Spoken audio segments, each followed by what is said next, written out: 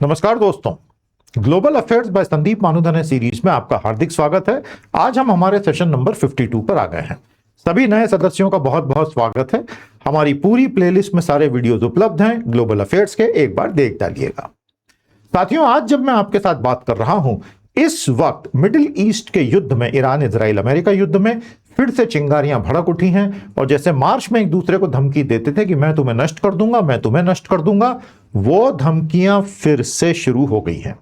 और ये सबसे खराब आउटकम हो चुका है, क्योंकि 30 जून तक यदि स्ट्रेट ऑफ हॉर्मुज नहीं खुलता है तो उसके बाद विश्व अर्थव्यवस्था की स्थिति काफी दयनीय हो जाएगी। ऐसा बहुत पहले से बोला जा रहा है। आज के हमारे सेशन में हम आपके साथ बात करेंगे एक नोबेल लॉरिएट इकोनॉमिक्स के पॉल क्रूगमैन, जिन्होंने अभी हाल ही में काफी महत्वपूर्ण भाषण दिया ग्लोबल डिसऑर्डर पे। उन्होंने ये बताया कि कैसे अमेरिका के कदम पीछे खींच लेने की वजह से विश्व व्यवस्था टूट चुकी है, चरमरा चुकी है या टूटने की कगार पे पहुंच गई है। और उसके लिए उन्होंने चार्ल्स किंडलबर्गर का एक फ्रेमवर्क यूज करके बताया कि कैसे पूरी दुनिया को स्टेबल बनाए रखने के लिए किसी एक महाशक्ति का होना बहुत आवश्यक है। नहीं तो जैसा 1929 से 35 के बीच में हुआ, जिसकी वजह से सेकेंड वर्ल्ड वॉर भी हुआ, वही स्थिति आती है। यही सब हम आज पढ़ेंगे और आपको एक बहुत अच्छा थ्योरेटिकल फ्रेमवर्क भी मिलेगा और बहुत सारे लेटेस्ट डेटा पॉइंट्स भी। अंत तक मेरे साथ इस सेशन में बने रहिएगा। ये काम शुरू करते हैं।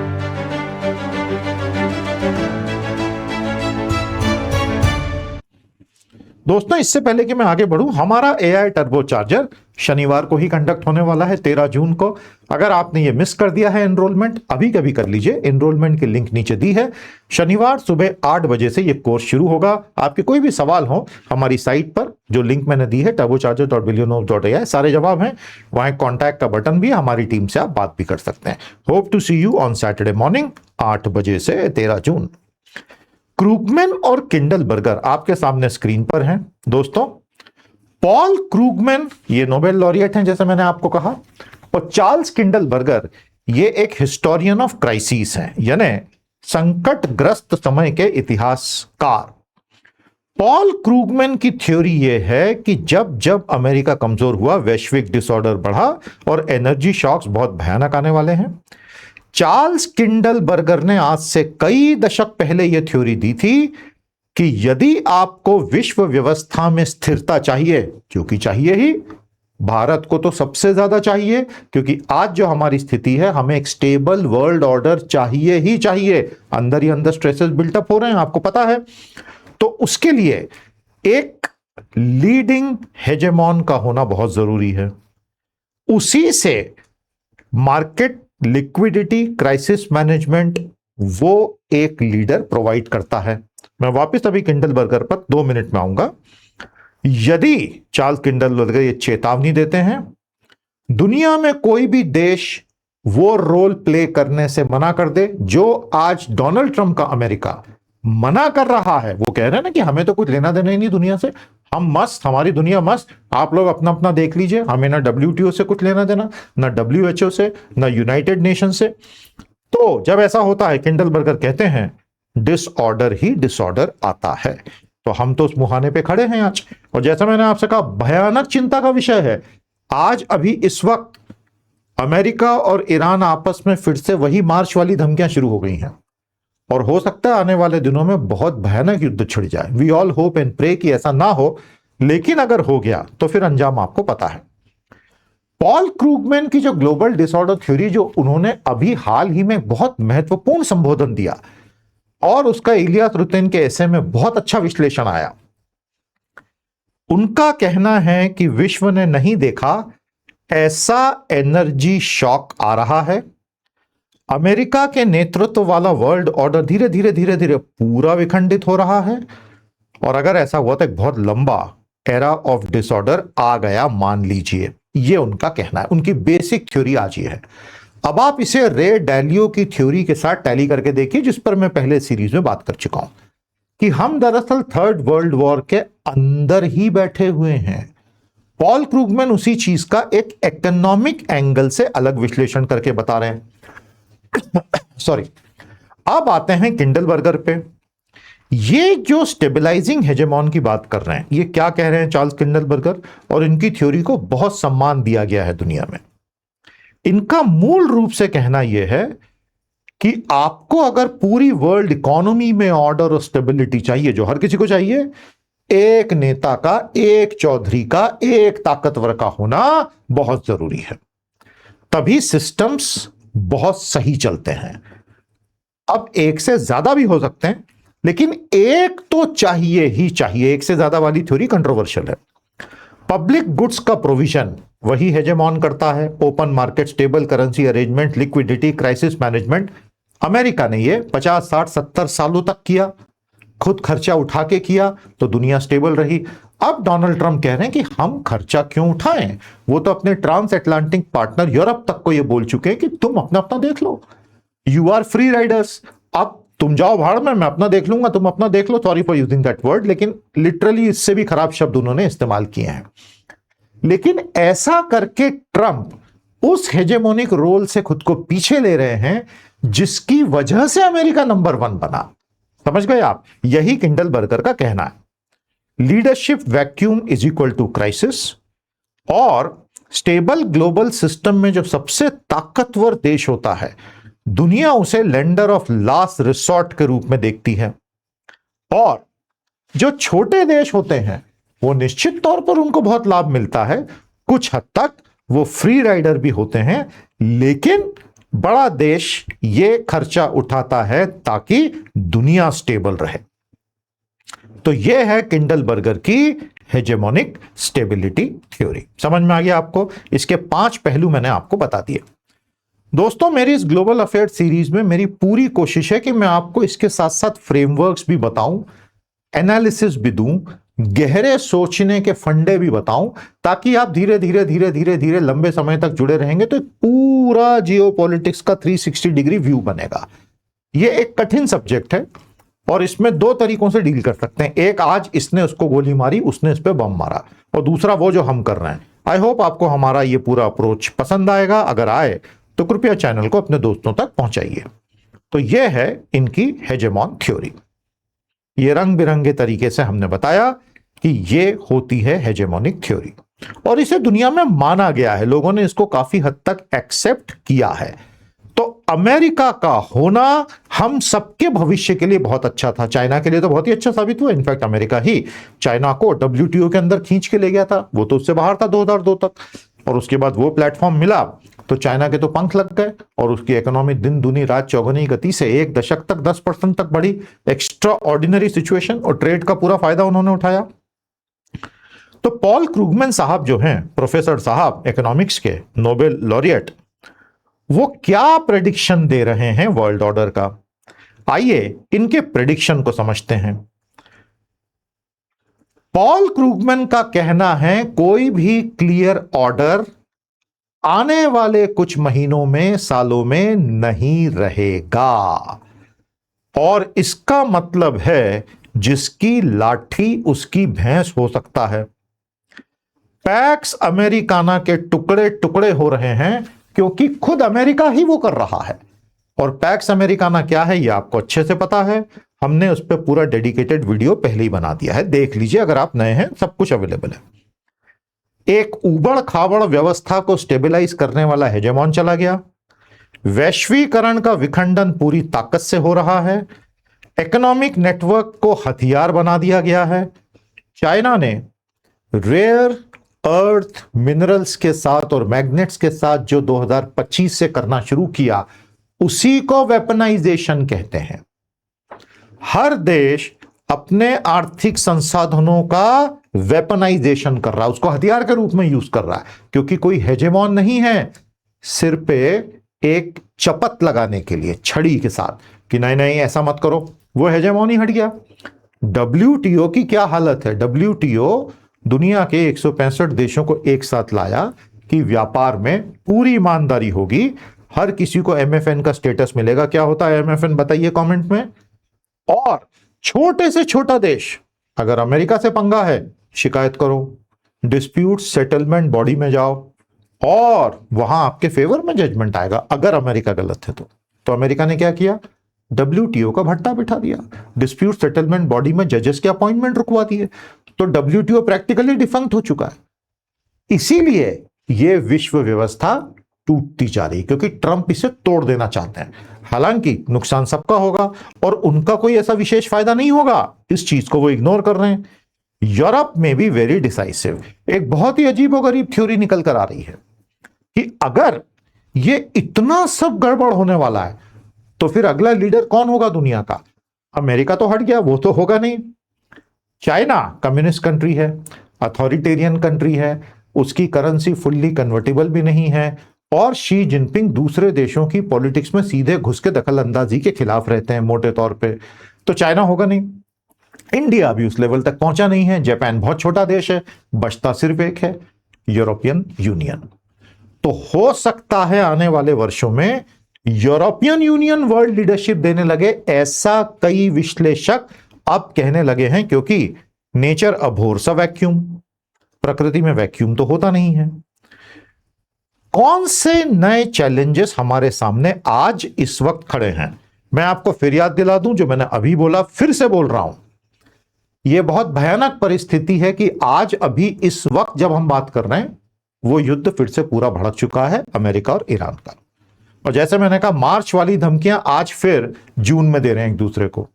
और अगर 10 दिन भी और उस तरह की मार काट हो गई और बमबारी हो गई, मिसाइल हो गए, तो फिर हॉर्मुज तो 2-3 महीने और नहीं खुलना है। और सारी स्ट्रेटेजिक पेट्रोलियम रिजर्व्स की सप्लाईज और दूसरी सप्लाईज 10 जुलाई आते आते खत्म। उसके बाद क्या? तो फिर ये सवाल हमारे सामने है। दोस्तों, नई चुनौतियों में सबसे पहले एनर्जी शॉक 1973 वाला वापस आएगा। सारा का सारा इंफ्रास्ट्रक्चर जियोपॉलिटिकल वेपन के रूप में तब्दील हो रहा है। सबसे गरीब देशों को भयानक चपत लगने वाली है, और जितनी भी तरक्की पिछले कुछ दशकों में हुई वो वास्तव में रिवर्स हो जाएगी। पेट्रोस्टेट वर्सेस इलेक्ट्रोस्टेट्स, दुनिया में अब 2 तरह के देश बनेंगे, ऐसा बहुत लोग मान रहे हैं, कह रहे हैं, लिख रहे हैं। एक है जो पेट्रोल आधारित अर्थव्यवस्था चलाएंगे, लिक्विड फ्यूल, और एक हैं जो बिजली से चलेंगे। तो एक सजेशन भारत के लिए भी, बाकी सब देशों के लिए भी, खुद को सेव करना है तो इलेक्ट्रोस्टेट बनो, ज्यादा से ज्यादा बिजली पे ट्रांसफर हो जाओ, लिक्विड फ्यूल पे नहीं। और बिजली भी बनाओ तो लिक्विड फ्यूल से नहीं। Subtle economic warfare, sanctions, financial exclusion, technology controls America ने लगाई रखे हैं, energy manipulation, supply chain choke points. जब तक अगला हेजेमॉन नहीं आएगा, पॉल क्रूगमैन और चार्ल्स किंडलबर्गर की थ्योरी यही कहती है, ये 5 चीजें हमें रोज दिखाई देंगी, और जिस देश के पास ये लेवरेज होगा वो तो उसको इस्तेमाल करने से नहीं चूकेगा।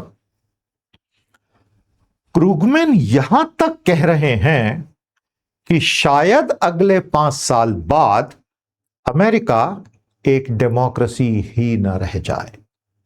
हो सकता है वो डेमोक्रेसी ही न रहे, क्योंकि जिस तरह के फोर्सेस अमेरिकन पॉलिटिक्स में आज एक्टिव हैं, ये उनके हित में है कि डेमोक्रेसी को खत्म ही कर दो।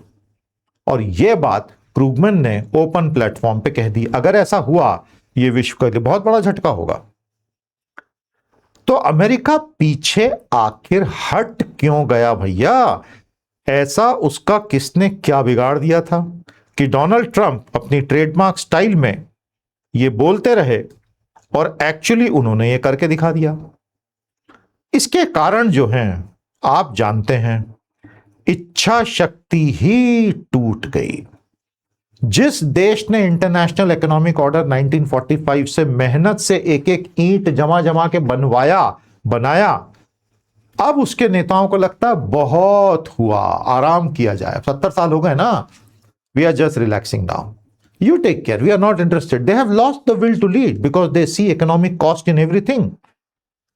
पॉलिटिक्स एकदम से इन्वर्ट टर्न हो गई अमेरिका में और अन्य जगहों पे। अब इसको समझिए क्यों।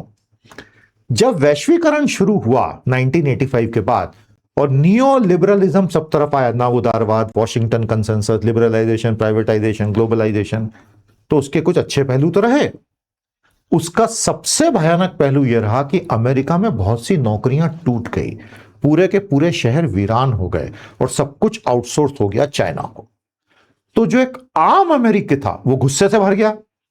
उसी गुस्से का फायदा डोनाल्ड ट्रंप ने 2010-11 से बहुत चतुराई से उठाना शुरू कर दिया और यह बात डेमोक्रेट्स भूल गए।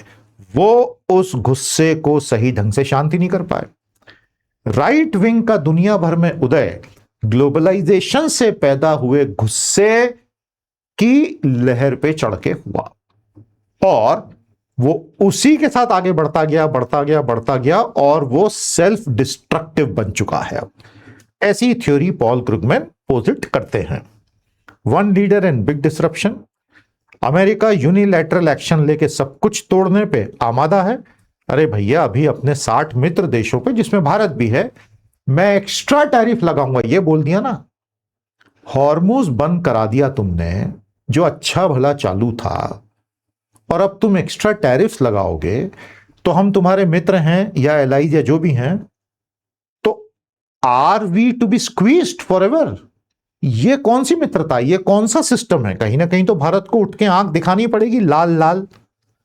वैक्यूम में हमेशा डिसऑर्डर होता है, तो क्या यूरोप उठ के इस वैक्यूम को भरने की स्थिति में आएगा?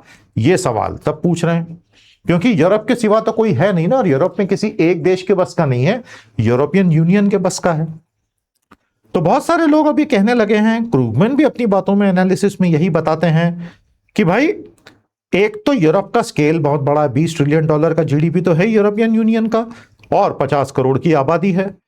सबसे बड़ी बात यह है कि और कुछ हो ना हो यूरोप में, एक ऐसी चीज जिसके लिए उसका अक्सर मजाक उड़ाया जाता है, rule of law and institutional credibility number 1 है दुनिया में।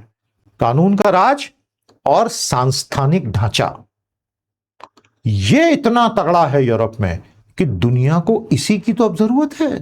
जब सब तरफ डिसऑर्डर होता है तो रूल ऑफ लॉ और इंस्टीट्यूशन ही ऑर्डर स्थापित करते हैं। यह समझ में आया आपको?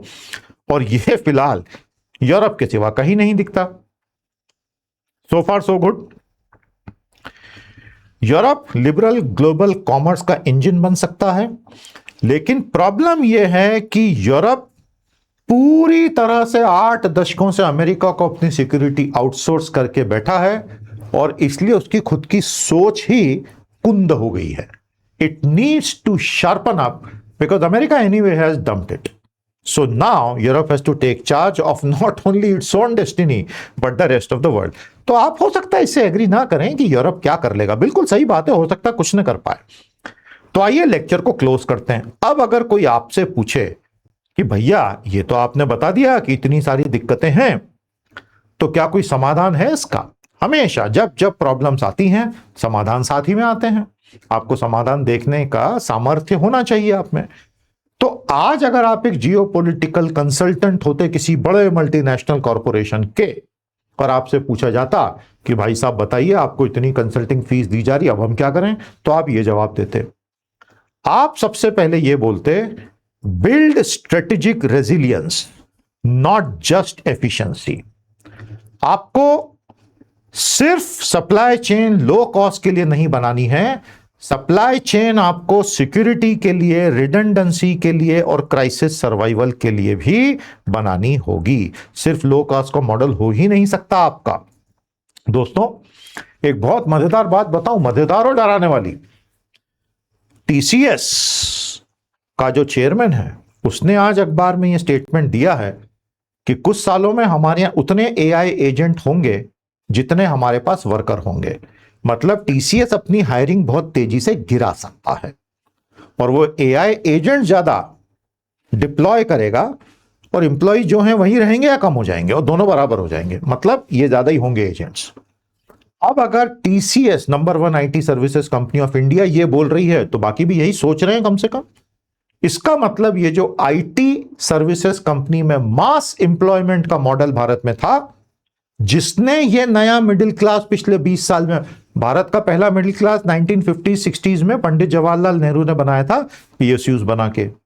तो मिडिल क्लास तो था ही नहीं भारत में तब, या तो एकदम अमीर थे, एकदम ही फटेहाल। दूसरा मिडिल क्लास बना 2000 के बाद 20 साल में आईटी सर्विसेज से। वो स्टोरी, वो थीम खत्म। और अब तीसरा कौन सा इंजन आएगा जो मिडिल क्लास बनाएगा, वो हमें देखना है। तो यह मुद्दा मैंने अभी क्यों उठाया? I said this because it is directly related to this disorder thing, because AI is one of those engines of the disorder. दूसरा सजेशन होगा एनर्जी इंडिपेंडेंस। जितनी जल्दी आप नॉन फॉसिल फ्यूल हो जाओगे और इन्वेस्ट करोगे इलेक्ट्रिफिकेशन में, उतनी जल्दी अपने पैरों पे खड़े हो जाओगे। यूरोप को जियोपॉलिटिक्स में आगे आना होगा, नहीं तो डिसऑर्डर बहुत लंबा चलेगा, क्योंकि ना तो भारत ना तो चीन, कोई भी स्थिति भी नहीं है कि विश्व का नेतृत्व कर सके। और इसलिए यूरोप, और अगर यूरोप ने मना कर दिया तो बढ़िया, फिर तो झांझे बजाओ। डेमोक्रेटिक इंस्टीट्यूशंस को सब जगह प्रोटेक्ट किया जाए, हालांकि अभी उल्टी हवा बह रही है सब तरफ, और इकोनॉमिक सेटलमेंट फेयर हो, क्योंकि ग्लोबलाइजेशन का सो कॉल्ड अनफेयर सिचुएशन ने ही ये सारी पूरा का पूरा दिक्कत हमारे सामने खड़ा कर दिया है। तो दोस्तों, ये था हमारा आज का पूरा analysis, global disorder and Paul Krugman and Charles Kindleberger, stabilising hegemon framework. कैसा लगा आपको सेशन? कमेंट जरूर कीजिए, बताइए हमें, ताकि हम आगे और अच्छे अच्छे सेशन ऐसे ही ला सकें। AI टर्बोचार्जर में तुरंत एनरोल कर लीजिए प्यारे साथियों। कोई भी दिक्कत हो साइट को देखिए, कॉन्टैक्ट का फॉर्म है, हमारी टीम से बात कर लीजिए। 13 जून यानी शनिवार सुबह 8 बजे से कोर्स शुरू हो जाएगा। हमारे चैनल को यदि आप सपोर्ट करना चाहें, नीचे ज्वाइन का बटन है, 5 लेवल्स हैं, एक से बढ़कर एक कंटिन्यूअस अपडेट्स आते हैं, आइए ज्वाइन कीजिए। इसी के साथ आज की क्लास को यहीं पे समाप्त करते हैं। उम्मीद करता हूं ये यात्रा अच्छी चल रही है, लंबे समय तक चलती रहेगी। नमस्ते, जय हिंद।